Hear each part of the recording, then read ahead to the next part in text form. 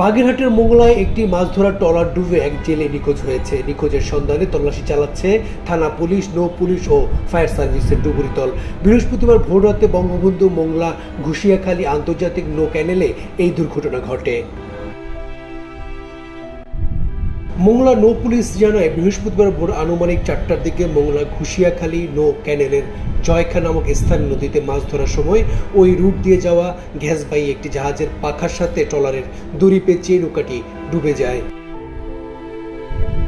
এ সময় নৌকায় থাকা দুই জেলের মধ্যে একজন সাঁতরে কুলে উঠতে পারলেও মহিদুল শেখ নামে একজন নিখোঁজ রয়েছে।